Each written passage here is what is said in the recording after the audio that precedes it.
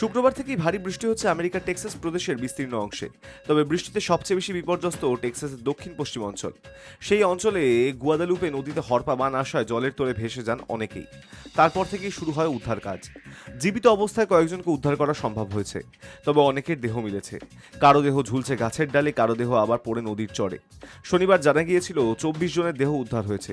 তবে তারপরে গত দুদিনে আরও অনেক দেহ পেয়েছেন উদ্ধারকারী দলের সদস্যরা।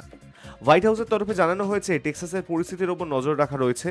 মৃতদের পরিবারের প্রতি সমবেদনা জানানো হয়েছে। মার্কিন প্রেসিডেন্ট ডোনাল্ড ট্রাম্প শীঘ্রই টেক্সাসে যাবেন বলেও জানান ক্যারোলিন। এছাড়াও দুর্যোগপূর্ণ এলাকায় সতর্কতা জারি করা হয়েছে। একই সঙ্গে পর্যাপ্ত ত্রাণের ব্যবস্থা করা হয়েছে বলেও জানানো হয় হোয়াইট হাউসের তরফে।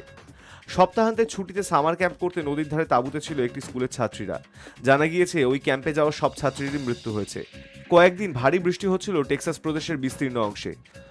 শুক্রবার টেক্সাসের দক্ষিণ পশ্চিম দিকে নাগারে ভারী বর্ষণের জেরে মাত্র 45 মিনিটে গুয়াদালুপে নদীর জলস্তর 26 ফুট বৃদ্ধি পায়। Hi news network.